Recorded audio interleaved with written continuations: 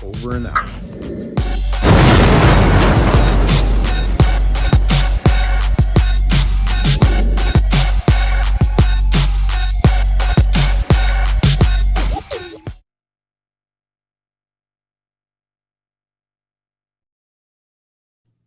Good evening, ladies and gentlemen, boys and girls. Thank you guys for tuning in to another episode of what used to be The Lab has transitioned over to Black and Blue, where we highlight individuals who are in the law enforcement arena who are either rookies on the job, seasoned officers, or retired officers and their experiences. It's a different viewpoint. It's a different side of the coin. So you can understand that you can ask your questions. You can understand what viewpoint we're coming from and having discussions that are very important and very prevalent to topics that are going on today. Thank you, guys. I'm Coach Clee. If you haven't already noticed or haven't already tuned in before, thank you guys for tuning in. Make sure you guys tag, like, and share. Make sure you guys donate. You see the Cash App scrolling on the bottom because that's what keep this show going on and on and on. And they've been keeping me able to bring good people and good quality service to you. All right.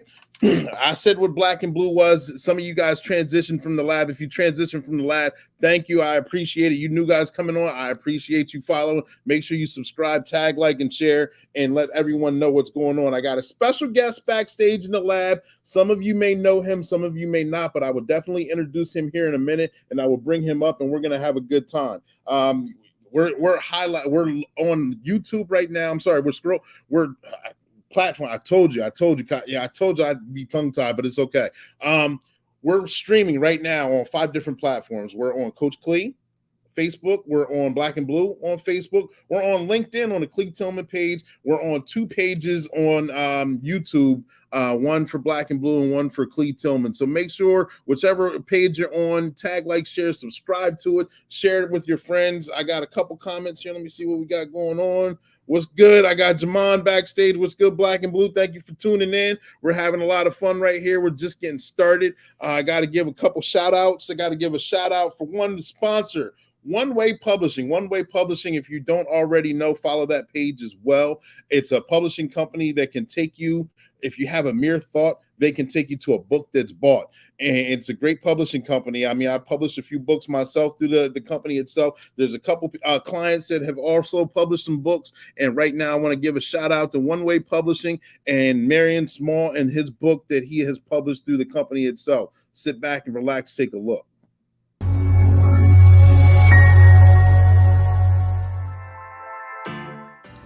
One Way Publishing introduces published author Marion Small. What a man does. Okay. So whenever I figured that out, I'm like, okay, what is a man? So what I came up with is a man is a current state of being. So and the type of what's the name of your book? Cornell buys his first pair of sneakers. There it is. The book in summary is about Cornell, of course, who learns financial management through his parents, through buying his first pair of sneakers, and the journey to actually understanding what money is and obtaining the goal to get rich and not look rich. Since being published, his book has been enjoyed by many. It has even been entered into the school library of the Jimmy Tyler Brashear Elementary School. Give your kids the opportunity to succeed in life and get your copy now.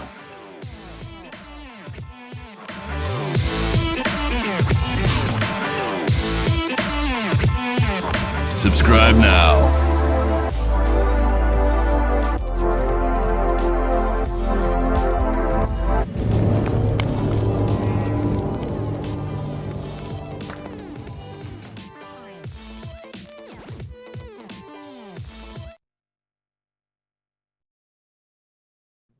And like I said, that was Marion Small's former guest on the show in the lab.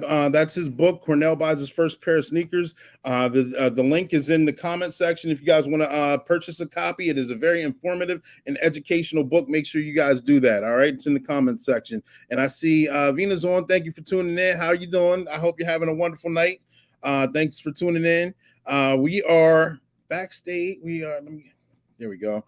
And like I said, backstage, I have a special guest in the lab. Some of you guys may know him. Some of you guys may not. I met him. First time I remember meeting him, our kids were young playing midget league baseball. And not knowing each other, we kind of fell into conversation and found out that we had the same occupation.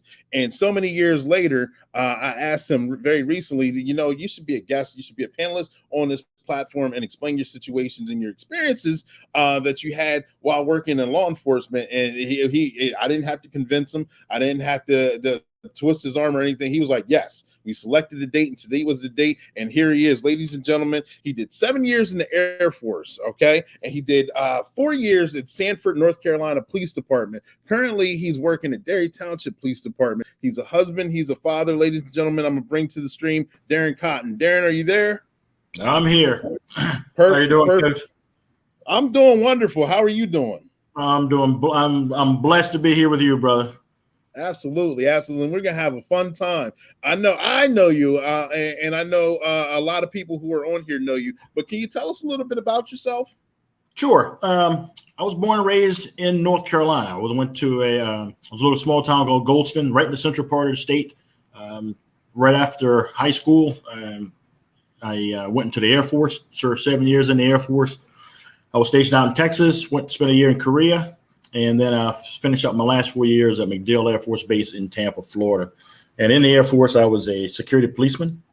And I got out and went back home to Sanford and worked there for 4 years. Ended up on the community policing unit there. My last couple of years there, which I enjoyed. I love being out in the community, especially being with the kids. talking trash, playing ball with them, trying to, I split a couple of pair of pants out there with the kids trying to do some moves. And then I ended up here at Derry Township. I've been blessed 24 years here, and about another year to go. And then hopefully I'm going to sail off into the sunset and retire. There you go. That sounds like a plan. I know it's been a very fruitful career for you. I know we were talking a little bit backstage. I don't want to give away too many pros and cons right now. But originally back, what made you decide that you wanted to get into law enforcement itself? It's funny.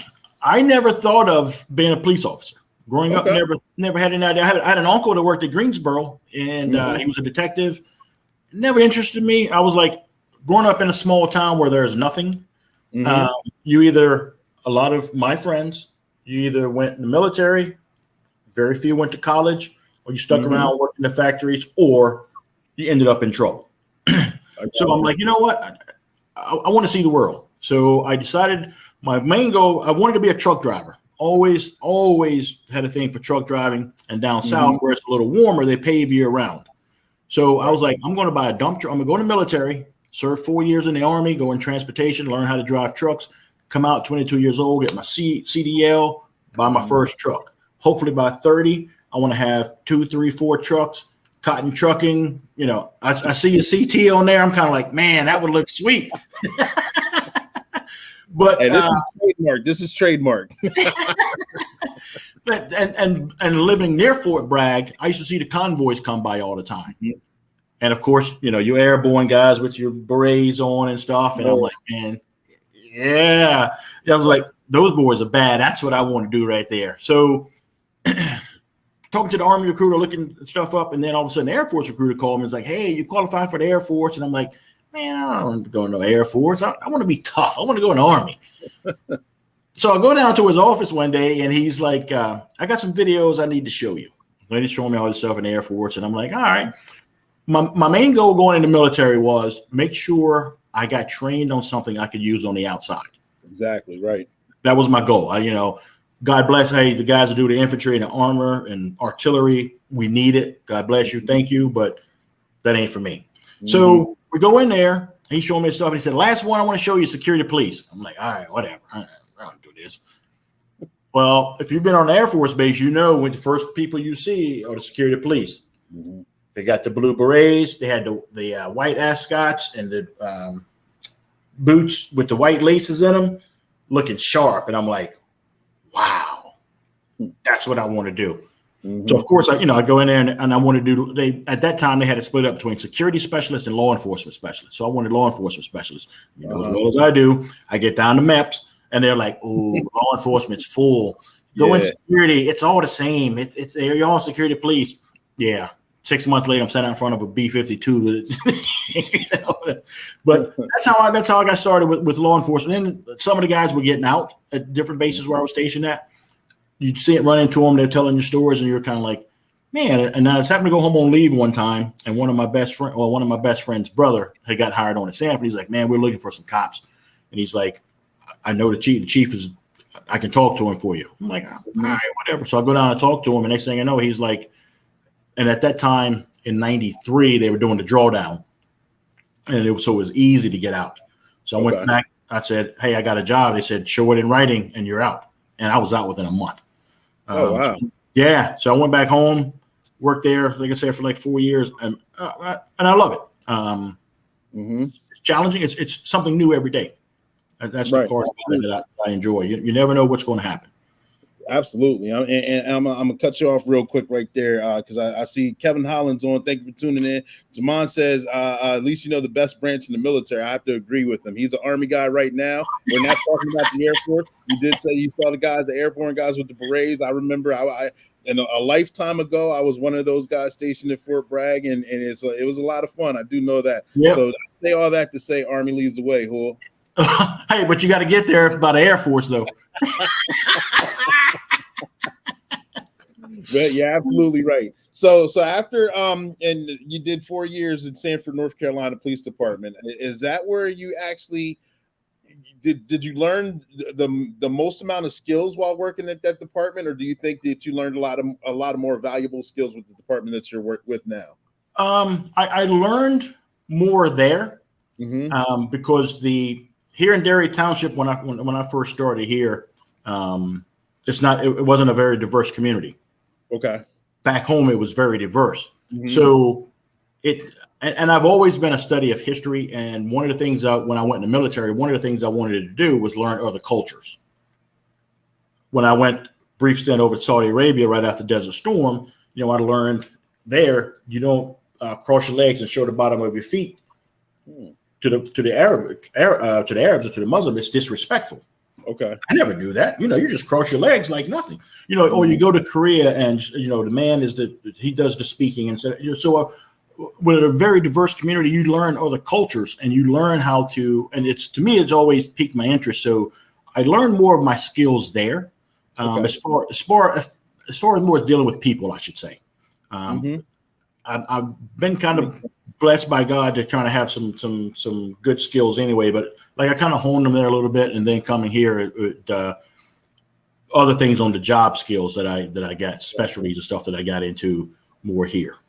Right, that makes sense. I know with the department I was with before I was with the department I'm with now, I was able to I learned a lot of skills there just by trial and error. A lot of things that I did not know would work or didn't work. I was able to kind of feel my way through there to where I was able to kind of craft myself into a better police officer with my current department. Yeah, definitely. So you've been with Derry Township for 24 years now. What can you explain to us some of your roles and experiences you had throughout the years? Yeah, started out in patrol, been in patrol for a while. Then I started getting into accident reconstruction. Okay. That was one of my goals and like I said, even as a police officer, I wanted to learn some skills that when I do retire, if I want to go pick up another job, if I need to, I'm employable. So I've always, and my older kid, I know my daughter texted me a few minutes ago, she's listening. So I don't think about now. I'm always thinking about the future. Right. And, whether it's, and they get tired of me talking about money, setting aside, needs and all that stuff. But anyway, I started out getting into that accident reconstruction. I went to a couple of schools for that. To learn how, investigating crashes, figuring out speeds and angles and all that stuff. And then I started teaching DARE back in 2004, 2005. And Hershey had it until 2007 and they stopped. But I just taught my last year up at St. Joan of Arc Catholic School. So I taught up there for the last 16, 17 years, which again gives me a chance to, with the kids hanging out, I go out recess with them, get out on the basketball court, with all that gear on, sweating. Until your pants there. Now the only rule is now when we play football, I'm the all-time quarterback. I can't go running around. But so and then now I do. This is my third year being in charge of the National Night Out, which is coming up next Tuesday.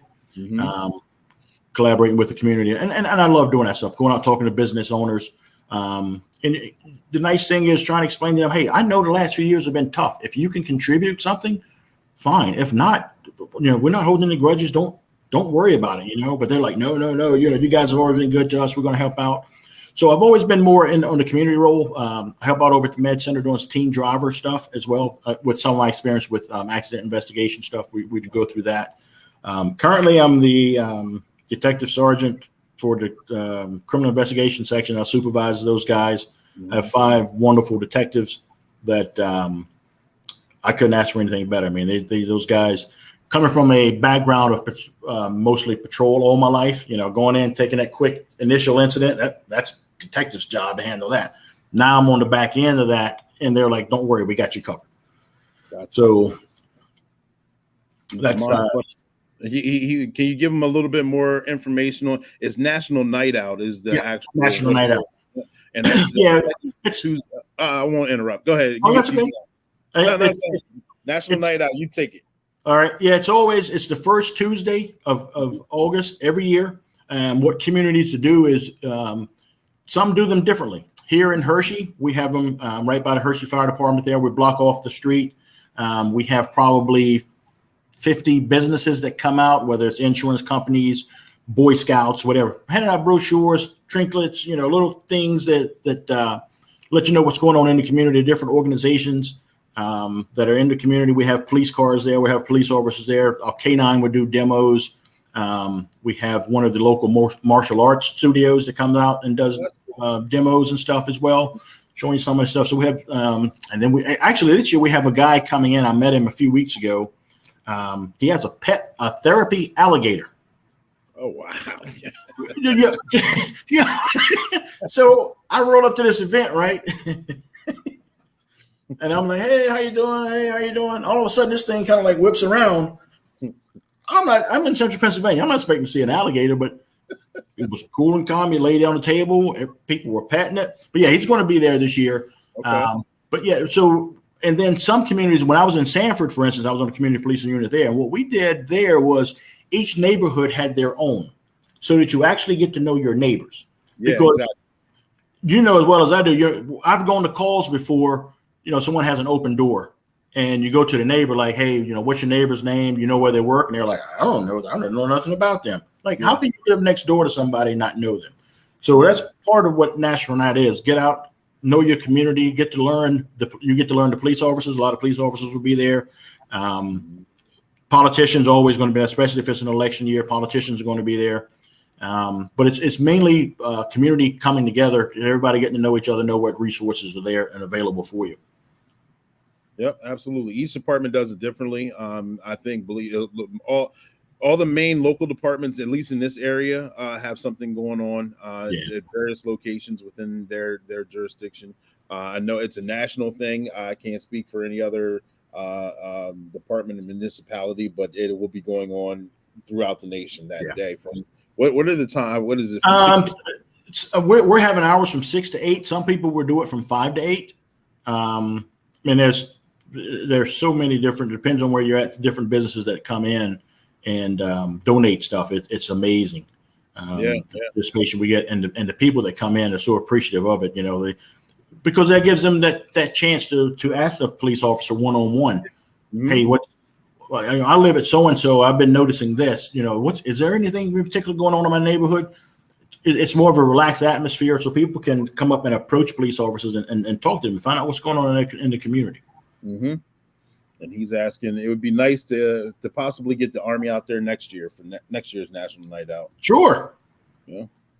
That'll be what? That's yours going out the door, isn't it? Yes. But we won't talk about that just yet. Maybe you might be thrilled and hang on for a little while longer. Right, exactly. So throughout the course of your career or growing up or just developing as a person, have you had any mentors or anyone who's influenced you positively from any time throughout your life or more than one? Right. Can you explain who they are and how they affected you? I was blessed growing up in a small community because everybody knows everybody. The same families have been there generation after generation. Mm-hmm. And and it was nice because if you were out in the community doing something you shouldn't do, a parent corrected you.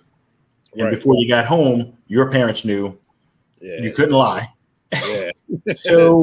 But there were so many men and women back where I grew up that, if you needed to ride to church because something, or, maybe they weren't going to Sunday school, your parents weren't going to Sunday school or something, and they would just come to regular church. You need to ride, it was so many people and so many men that would take you. I had a lot of my elders in my neighborhood were in World War II or Korea. And, so I got to pick their brains for knowledge, and they, always looking out for us, all the kids in the neighborhood, not just me, all of us they saw us doing something wrong. Hey, don't do that. And, to give you a good explanation why you shouldn't do it. So growing up, I was blessed in my church community back home. A lot of positive people that made me who I am today. It's not a particular person. That's just how it was in the community I grew up in. Mm-hmm. As far as on the job, I've had a couple of supervisors that you can tell they're definitely there for their officers. I mean, they'll stick their neck out on the line for you. if you want something or you're interested in something, and they're like, look, if you can give me this, this, and this, I'll make sure this happens for you. And they keep their word, and then you watch them, how they interact with the public, how they interact with other officers. And you kind of pick things up from some of the older guys that you're kind of like, I never thought of that. So, I've been blessed with some really, really good supervisors, very knowledgeable, whether it's rules of criminal procedure. I mean, some of these guys know some of this stuff that's like it's amazing. And even still now, I'm having to look things up sometime, like, oh, man. But how these guys knew that stuff, but it inspired me to want to be like them and learn and just treating everybody good and doing the right thing. Right. Sounds like the old phrase where you chew up the meat and spit out the bones on the individuals you deal with. Some old Army sergeant told me you can learn something from every supervisor, whether you think he's good or you think he's bad, whatever kind of professionalism they show, because it'll show you what you can emulate, and you want to be like a supervisor that you like, or a supervisor that you do not like. You see how they interact, and it shows you what not to do. Yeah, exactly. Yeah, because I've had a couple of them too, and there's things that I've watched them do over the years, and I'm like, I'll never treat my guys like that. There's no way. Yeah, absolutely. Right now, we're going to take a pause for the cause. I got for those of you guys who are interested or don't know who Sergeant Be Safe is, tune into this commercial. Stand by.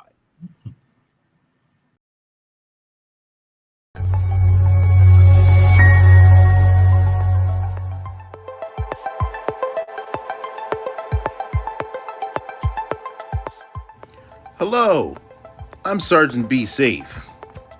Have you ever wondered if there's any questions that cops absolutely hate to hear? Well, here's a few. Walk into the coffee shop and you hear, I didn't do it. You're on a call, you walk in. First thing out of someone's mouth is, do you guys like donuts? By the way, how many people have you shot or killed? You're walking along and you come across someone and say hi, and their reply is, so, what's the worst thing you've ever seen? Or this. Hey, Sergeant Be Safe. I remember you from school. Can you help me get out of this ticket? Or the comparison question. You're cool, but what do you think about that other cop that pulled me over? I'm Sergeant Be Safe, and I just want everyone to be safe.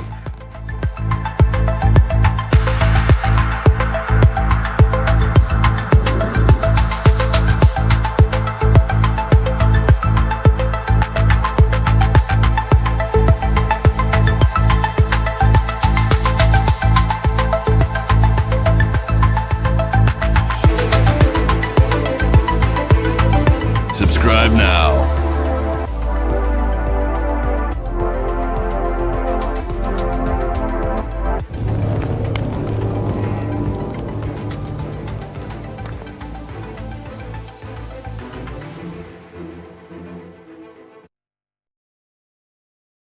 All right. I hope you guys like that. I told you guys that Sergeant Be Safe will be making a more of a stronger appearance these last couple lives.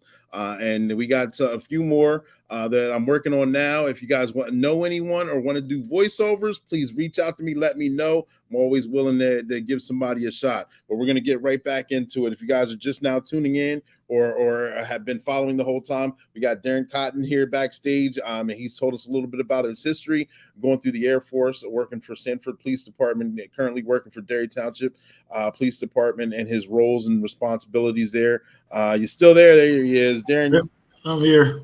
So throughout the course, we've had a wonderful conversation thus far. And we're learning a lot of different things. But what would you say are your three goals that you would like to achieve or have achieved in law enforcement? And which one of those three is the most significant to you? I need to back up 1 second here. Yeah, sure.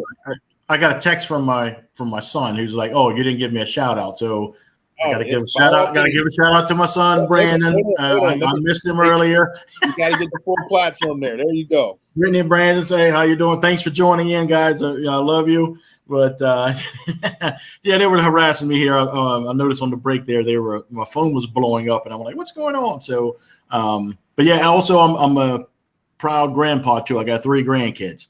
Okay, all boys. congratulations. All boys. 5, 3, and Mateo will be 1 next week. So it's they're my heart. I already have credit cards in their names. They don't know it yet. Like you legitimately have your hands full. Yes. So, but anyway, get back to the 3 specific goals. You know, one of the goals that I've always wanted to do is just be the best person I can be. Mm-hmm. Whether it's at work, at home, you know, and sometimes I'm not always the best at home. I'll be the first to admit that. Sometimes I think with my kids will probably agree. I'm always tough on them. I've always been tough on them. Mm-hmm. But I think, especially the older 2, my twins, they're seeing the results of that. Right. So one of my goals, like I said, is just be the best person I can be try to be the best dad I can be the best husband. I still need to work on that. I'll be the first to admit I still need to work on that. There's times I could do better. Mm-hmm. And as far as work goes, my goal has always been I want to treat people, anybody I come in contact with, whether it's on a call, traffic stop, whatever, I want to treat that person the way I want my family treated. I understand that, yeah. So, you know, sometimes I've been known as the nice guy, but that's who I am. Mm-hmm. You know, that's just my personality. And that's been one of my goals. And I have another goal that I'm working on trying to, and with my kids, financially, I have a goal set of an amount I'd like to leave them one day when I'm gone. Mm-hmm. I don't go anywhere anytime soon, but we're not hoping on that, but I understand. Yeah. So at some point, I have X amount of dollars I want to leave them set aside. And you know, my parents worked hard all their lives, and they didn't. And I don't fault them for anything. They didn't have the education, the financial education, right, to understand the 457 plans, making investments, getting high life insurance, not just enough to bury you. Mm-hmm. Because, you know, with insurance money, that's where a lot of people can get over, because a lot of it's not taxed. So I have I hope my kids don't come poison me now or something, but, you know, I have a good amount financial, and I teach them finance as well. Mm-hmm. You know, I've taught them about their wants and their needs. You know, you got to take care of your needs first. Yeah. You may want them Jordans, but you need to pay your car insurance. Mm-hmm. So don't come in here with no Jordans and roll up in my driveway with an expired registration and suspend the registration with no insurance, because it's going to be on. You know what I mean? So yeah, exactly. And quick story with my daughter. One day, I remember years ago, she came in. She's like, "Dad, I went and got my car inspected, and I needed 2 new front tires and brakes and oil change." And I'm like, "Oh boy, here we go." I'm like, "How much do you need?" She's like, "Oh, I don't need nothing." She said, "Remember that rainy day fund you always talked about?" Bro, I almost had a heart attack. I'm like, and at this time, I'm like, all this time with me preaching, I guess they were listening. Yeah. You know, so just trying to be financially independent, keeping good credit and that kind of stuff. And that stuff I try to teach to anybody, but especially my kids.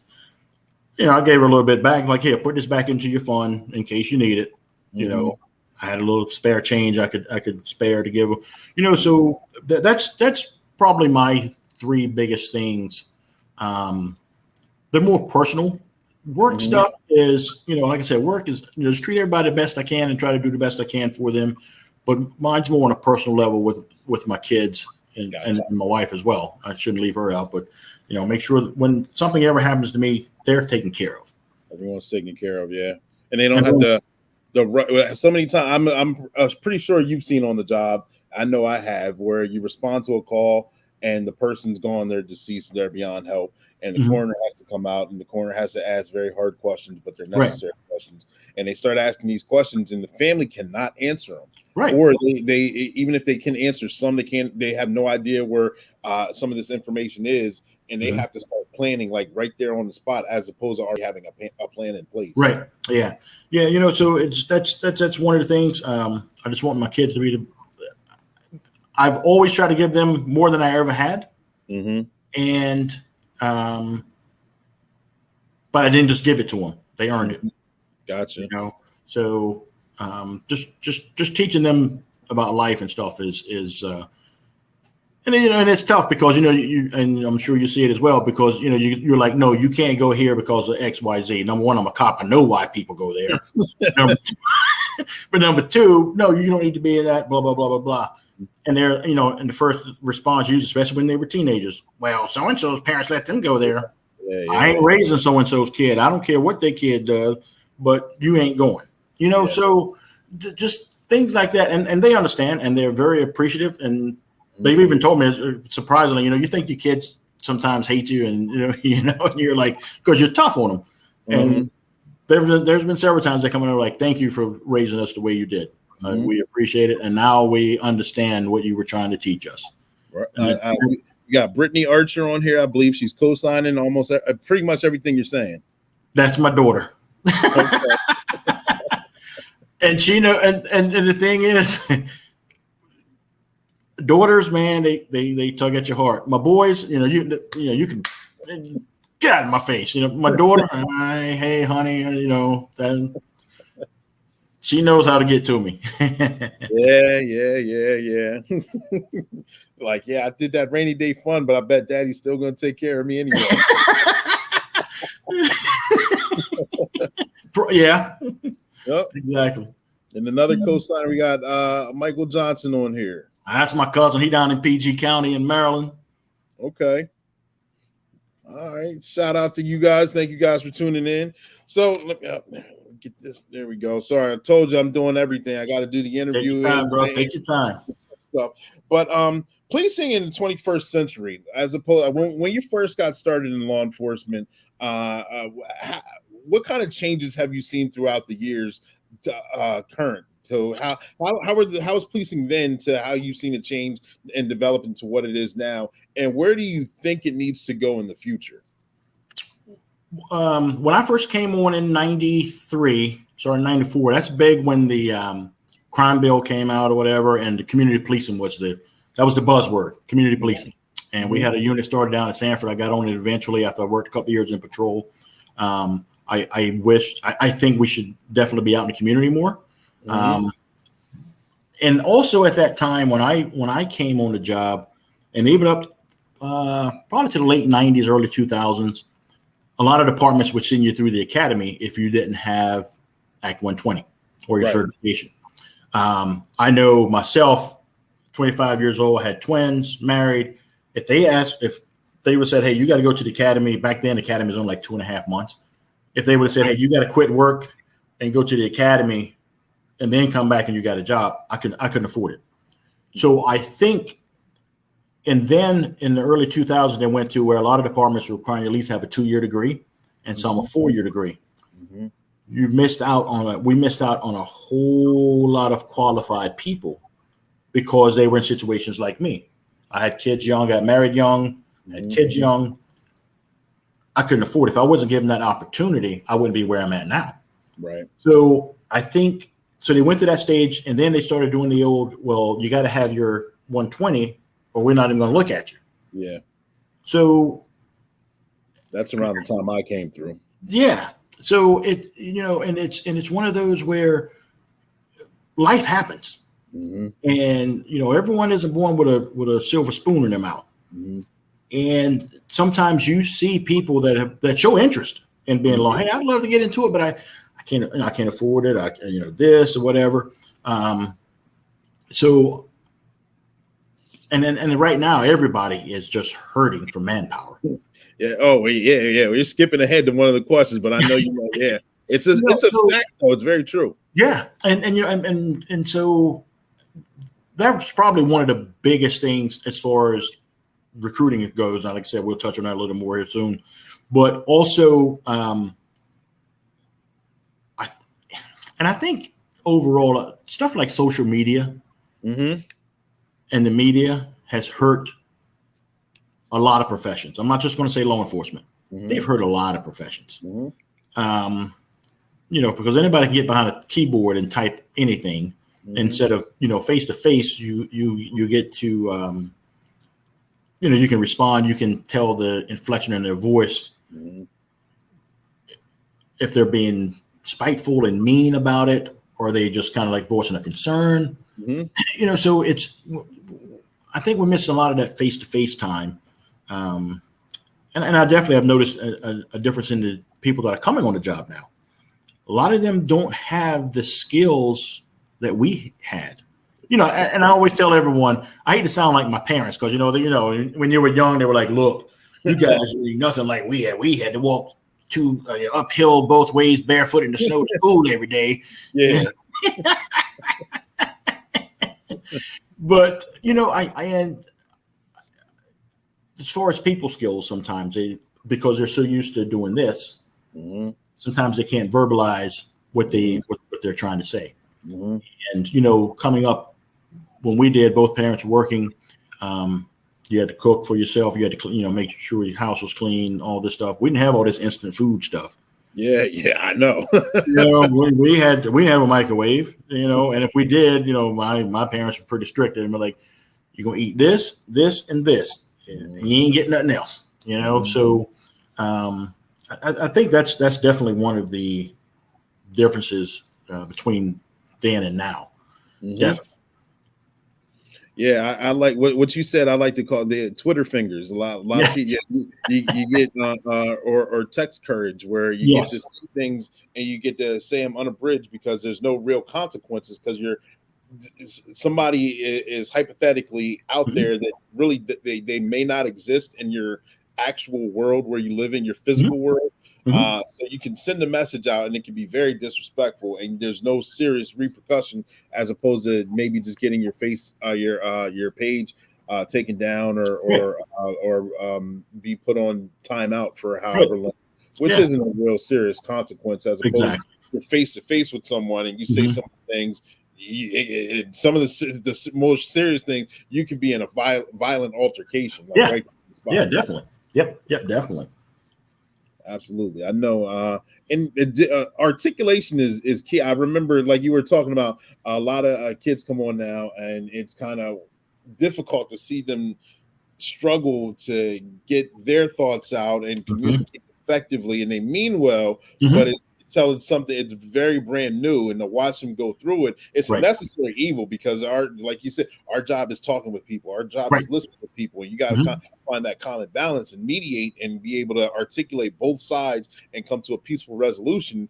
And the easier you can understand and communicate with someone, the easier the conflict resolution will be. Correct. Yep. I know you said backstage that you were being gifted to talk to people. It has resulted in a lot less violent offenses that could have gone the other way. Yeah. Yep. And, and one of the things I've always said, on one of my, we had little baseball cards made up, and you could have a little saying or whatever. And my saying is, the biggest failure in communication is we hear to respond, but we should listen to understand. Because there's a big difference between hearing and listening. Yeah. And a good one. You might hear that one again or see that again somewhere. All right. So talking about changes, and how do you think law enforcement is going to be changed in the future? In the next 3 to 5 years, what kind of differences do you think is going to happen, or what kind of differences do you think needs to happen? One of the things I think needs to happen, I would like to see, and a lot of departments still do a lot of community policing stuff. I will give them credit for that. The biggest thing is, and I know it's one of the things coming up, is recruiting. We're having a tough time recruiting qualified people for the job, and I'm on the backside. You're coming up close to the backside. 5-10 years from now, I really don't know what to expect from law enforcement. It's scary when I start thinking of some of the stuff, because I know, like when I first came on the job, we didn't make that much money. So every time there was overtime, I signed up for everything. I Fortunately, here in Hershey, we had a lot of concerts. Man, I was signing up for stuff left and right. And now we got guys that won't even sign up. Mm-hmm. And it's all of us old heads sitting around complaining because, the job has to get done. Yeah. So I think we came up in a generation where we had to do it. We felt like we had to. We have to be there for everybody. We got to be there for the department. We got to be there for our brother and sister officers. We have to be there. And some of the, and like I said, I hate to sound like my parents stuff, but it just seems like some of the younger ones just don't. Hey, I got a good paying job and I got good benefits. If I ain't got to be there, I ain't gonna be there. Mm-hmm. Yeah, so I think a little more dedication, I think, is what we're definitely what we need. Right. You can see the transition, and we'll skip ahead so you don't have to avoid I see you kind of dancing around the line. We'll jump right into it. As far as I know, since the beer virus that happened, it kind of changed the game on the employment atmosphere all the way around the nation and the world, and especially with all jobs are affected. Yes. I remember at least for Dauphin County, the consortium test, you get let's just say a rough number of 500 applicants. Yes. You take the physical fitness test, the written test, then you start weaning through them, and each department sort of got the pick of the litter. You had so many to pick from, and now the numbers are so low, it's kind of like where's everyone at? I know. So, what would you? It's scary. Yeah. What is your suggestion as far as finding and hiring qualified applicants? And also, I'm going to pose this to you soon to be out the door about retention. I knew you were going to get me on that. Set them up there now. Get that mic. I set them up nice. Yeah, you did. Yes, you did. I think we probably need to get out more to colleges. Mm-hmm. And whether we're just walking around passing out brochures saying, hey, we're going to be hiring. I think even the criminal justice career field, the curriculum, I don't think there's as many students anymore as there used to be. There used to be a lot of students in criminal justice. Mm-hmm. We definitely have to do a better job getting out and approaching people, I think, making them. Unfortunately, a lot of people have what the news media tells you policing is. And you and I both know it's different. Mm-hmm. And unfortunately, we've come and getting back to social media and all this and everything else you go through, you'll see where someone got arrested, but 8 different people then told 8 different stories of how he got beat and this, that. And you're like, wait a minute, this man, nobody ever touched him. Yeah. But, so, everything gets twisted. And of course, sometimes the criminals don't want to take responsibility for their actions. So they're always, I got framed. They set me up and, and then people start believing that stuff. And it would be nice if we had a platform to get out and explain what we do so people can better understand. And even though explaining it, you got to be genuine when you're doing it. Mm-hmm. Just get up and read off a list and say, that's how it is. You definitely have to be genuine, and it's tough. And then with the retention, I'm coming up on 29 years doing this.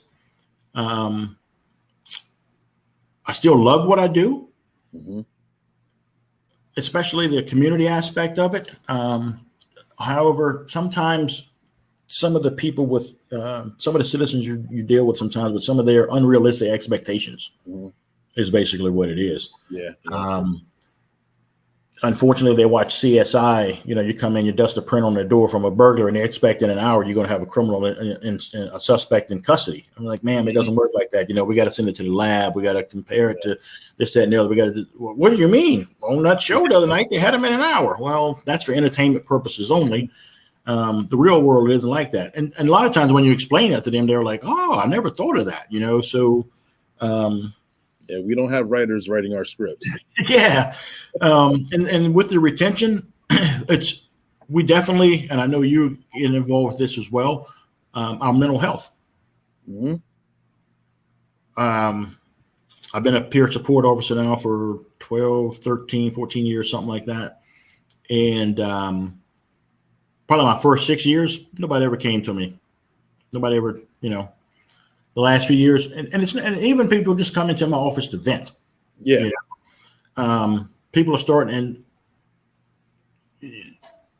we had a couple of situations, and guys assumed people were talking to me, but obviously, as well as I know, I can't say nothing to anybody. Right. And nothing ever got out. And then more and more people start slipping. Hey, that EAP stuff. What's the deal with that? Explain it to them. So. But as far as officers, we definitely the old days of the old guys, where hey, go home and take a stiff drink, you'll be all right. Yeah, these are over. We're humans, yeah. Okay, and we have to take care of ourselves not only physically but mentally as well, because we see some things that not only us law enforcement and firefighters, EMTs, we see this, and don't forget about the dispatchers too. A lot of times we forget about dispatchers. They're the ones on that line listening to the screaming and the yelling and the things going on. They're affected too. So we gotta do, and I think we're coming around. I think a lot more departments are realizing that mental health is very valuable, and allowing time for officers off or to speak to someone, or if you're a peer, our bosses. I know my chief is big into it. I know your chief is big into it as well. Something comes up and the department needs somebody, boom, go. Don't worry about it. We'll take care of the street. You go take care of that officer. Mm-hmm. Got it. Kevin Holland here with need to get out and build relationship with middle school and high schools, get them interested in our profession at an early age. Also needing college credit does hurt recruiting numbers. Yes, it does. Yeah, it definitely does. Like I said, and I think a lot of departments are starting to back away from that now. The college requirement, I think they're starting to back away. And like you said, definitely, getting in our school resource officers. I know we have one, it's a good one. And the previous one we retired. They've always been very interactive with the students as well. And that plays a big part. Sometimes there was an old saying years ago, you just kind of throw somebody in the school to someone that ain't worth being out on the street anymore, to kind of hide them, But I think knowing that the departments, at least here in Central Pennsylvania, a lot of the ones that are in the schools are very qualified and they're interactive with the kids, and it may change some of their minds to get into law enforcement. Yeah. Dealing with kids on incidents while coaching football many years ago, just dealing with some of those kids. Some of them say they've never actually seen a police officer unless it was in a bad situation. Right. They've never actually seen where nothing was going on. Right. Walking through, giving out high fives, saying, "Hey, how's everything going?" Like, wow, like it's a real setting. You guys are being nice. Like, absolutely. I mean, we're humans too. We want to have peaceful. Realistically, we really want peaceful interactions and peaceful outcomes for the situation. Yes, definitely. I was out doing a foot patrol one day. I saw these two kids back in the alley playing basketball, and I just walked them like, "Give me the ball." They kind of like, "What did I do?" Yeah. I'm like, "All right, who gonna stop me?" And you look at me, you're like, "What?" I'm like, "Come on, show me your game. What you got?" And we stood out there. We played basketball for like 15, 20 minutes. I'm sweating. I got all that gear on. I'm drenched. These little young kids, they're running around like, "Come on, let's play some more. Come on, what you got?" And I'm like, I'm done. I'm going to sit in the AC now. I'm going to chill. That's definitely more of that. Yeah, you're like, the injury. You think I'm faking? I'm not faking. For the hamstring many times, buddy. But yeah, interactions are definitely key, and it can be a game changer itself. Absolutely. Yes, big time. Thank you guys for your comments. Thank you guys for your questions. What problems have you seen? And I know we talk about it kind of goes hand in hand with the public interactions with the police officers and vice versa. The police officers interactions with the public. Do you feel that both sides may be a little bit more short-tempered now than they've ever been before? Yes, both sides definitely. Part of it is, and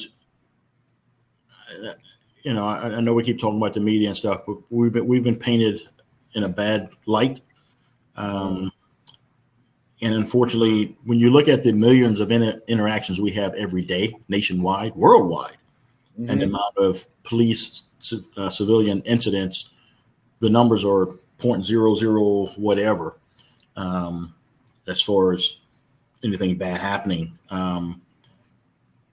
So, sometimes we do come in thinking, okay, yeah, hey, these people probably don't like us, or, we've been to this house 10 times before.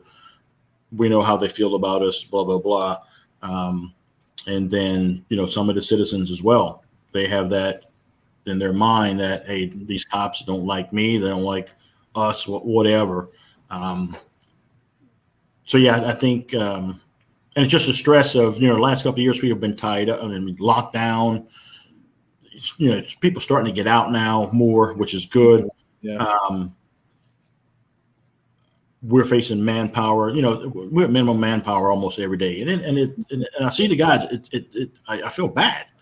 Sometimes you come in and your kid's got a ball game or something, birthday party, whatever, and you find out you're like, oh, it's 6 people out, 7 people out today. I can go home early and go to this party. We can't do it no more hardly. So we're definitely. Manpower seems to be low and call volume seems to be raising higher. Yes. And it's always sometimes with some of the calls that you get, you're kind of like, probably, you're already thinking on the way to the call, like, you calling me for this, Yeah. So there's been a few a little more understanding, because and trying to realize what they see and how they feel.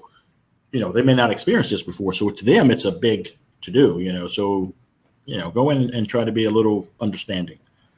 Yeah, and Kevin Holland saying bring back foot patrol. Certain parts of your shift should be done out of the car amongst the neighbors. I think that's true, but I can speak for departments here in this area. I know we have quote unquote mandatory foot patrols. Yes.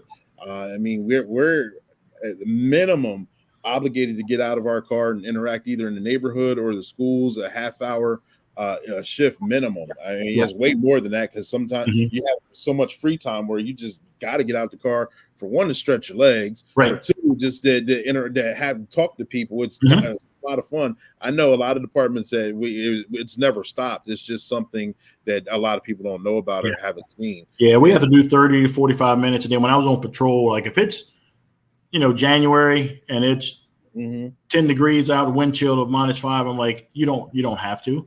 Oh, that's when I found a grocery store. Yeah. And get that free heat and go up and down the aisles and start to, Yeah. So if it's cold out, it's like, hey, cut it down to 15, 20 minutes, whatever. Don't freeze to death. But then in the heat and excessive heat, same thing. Don't be out too long. Make sure you got water and stuff. But yeah, we have to do them as well.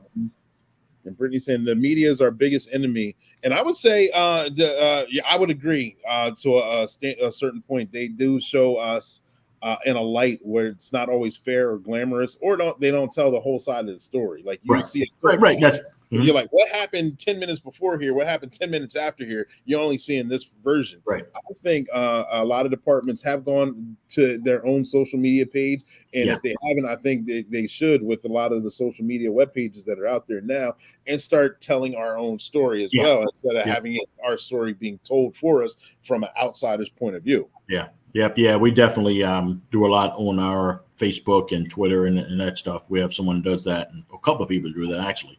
Getting the important information out there to the public, which has helped us tremendously. Yeah. How do you feel that you make a difference? I think you kind of already answered that question, but this is more of a direct question. Being around as long as I have, everyone knows my temperament, and everyone knows I'm here to help them regardless. I don't care what your situation is. I'm not a big traffic stop person, but I've done a stop or two where, you go up and, the registration expired because they didn't pay the insurance, but yet it's a husband and wife, 2 kids in the back, sitting in the back in the car seat. I've been in that situation. Okay. So I can empathize with them. And you can just tell by the body language when you ask the questions. The man is proud. He doesn't really want to say, hey, look, I had to pick between car insurance and paying food for my kids. Mm-hmm. So I think when that situation has come up, I've been more of, all right, look, I'm headed back this way. You're not supposed to drive. Yeah. Get it taken care of. All right. We cool? Yeah, I'm going this way. I'm not coming back this direction for at least another 5 minutes. Right. Whatever you decide to do is on you. However, if you decide to drive off and someone else catches you, you could still be facing the same. Yeah. So so I've always tried to help people.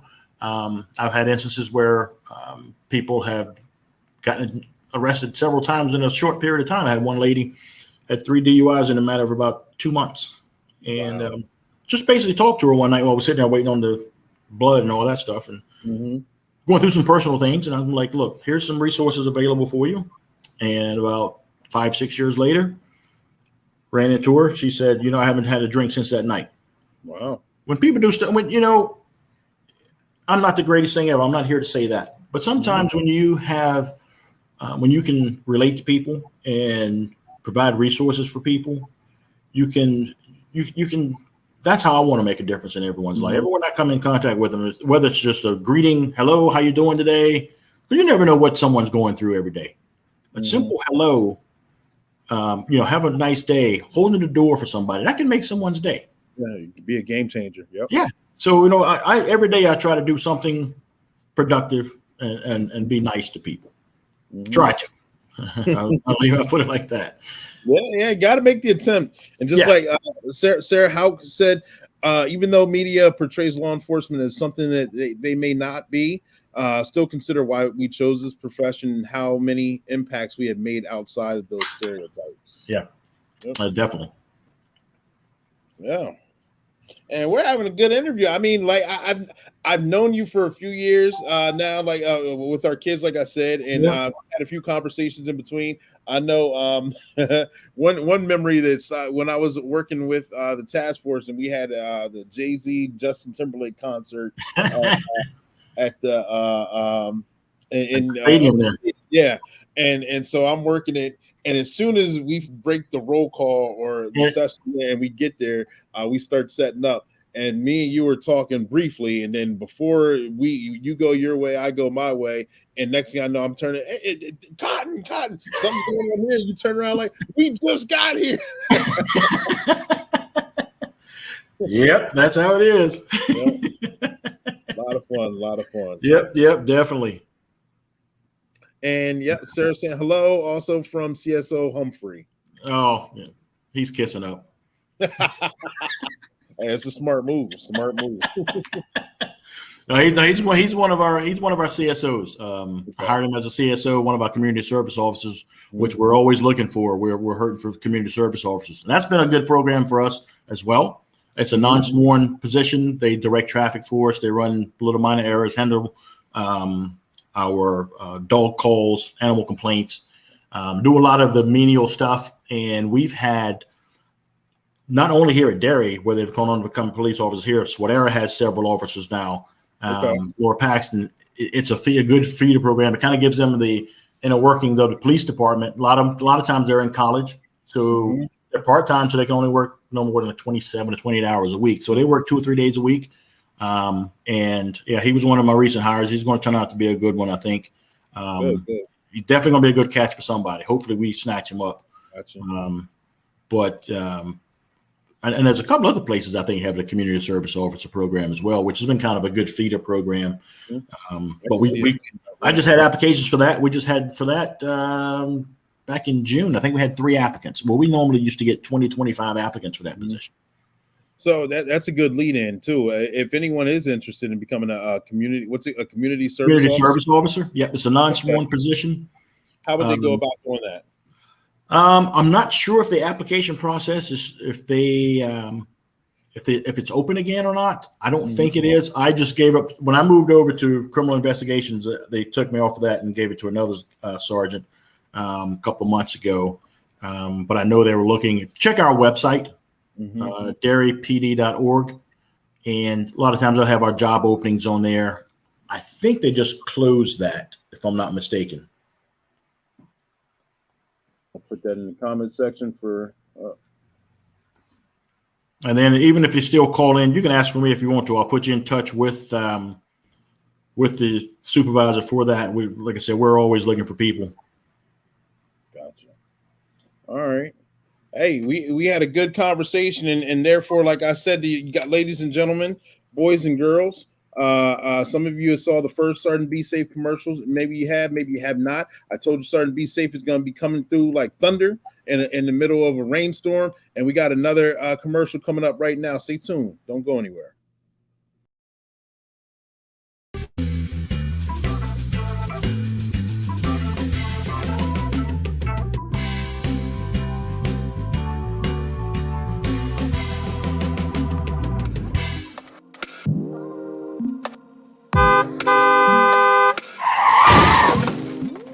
Oh my gosh, I can't believe I was in an accident. I'm sorry, ma'am. It was totally my fault. Is everyone okay? Oh, good. Hi, I'm Sergeant Be Safe. When involved in an accident, make sure you have your driver's license, registration, and proof of insurance. If no one is injured and the vehicles are drivable, you're allowed to move your vehicles off to the side of the road to a safer location. Just make sure you don't leave the scene. That'll make things ridiculously worse. There's no reason to take pictures or call the insurance company. Just stay out of the way and I'll get all the paperwork to you. You can call the insurance company once everything's complete. And there's a tip to get you on your way, so you can have a safe day.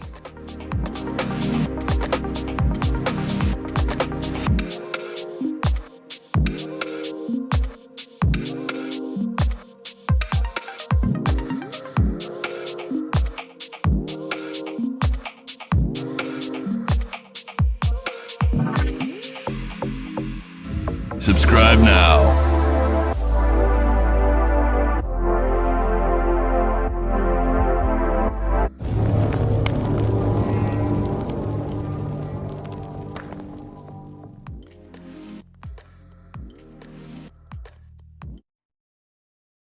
And ladies and gentlemen, boys and girls, thank you guys for tuning in. I hope you guys are liking these commercials. I mean, I put a lot of time and effort, a lot of fun doing. Like I said last time, if you're interested in being a voiceover, contact me, let me know. I'm interested in having different various voices. I don't always want to be the voice, but sometimes you got to take the lead on things. We got backstage Darren Cotten here. We had a tremendous conversation. I'm going to bring him back here. Right now, here he is. Darren, we had a wonderful conversation. Is there anything that I may have forgotten to ask you, or through the course of conversation, your memory was jogged and things that you would like to share, express, or impart with us? Right now, the floor is yours. No, pretty much I think we covered everything, and just giving a perspective from an old head.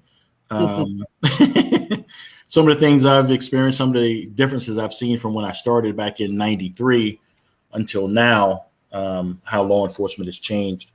And not only has law enforcement changed, but society has changed as well. And it's I wish we could be, as people, nicer to each other all the time, not just sometime, all the time, and be more understanding. Like I said earlier, the biggest thing is listening. When you listen to people, you can understand exactly where they're coming from and why they are doing what they're doing.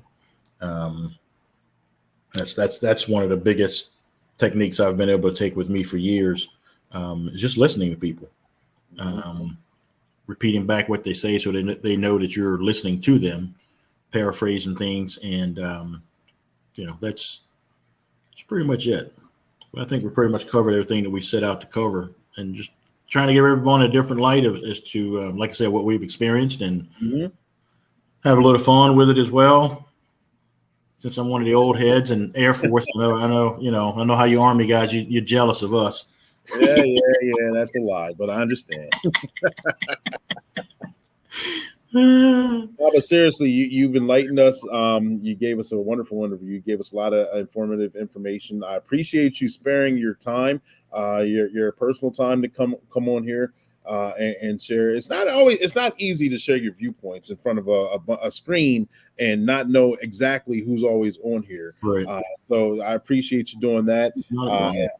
I appreciate your service. I know that I keep making fun because you're soon out the door, and I get it. You deserve to actually enjoy, but I think you've done a tremendous service with your departments and throughout the course of your career as well.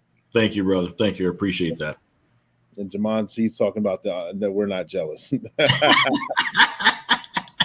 And Brandon, get back up here. Brandon Cotten, great interview, Pops. Give me your There he is and his wife and little Mateo. It's going to be a month old, a year old. God, geez. I'm like you. I'm getting tongue-tied. Happens all the time. I get it.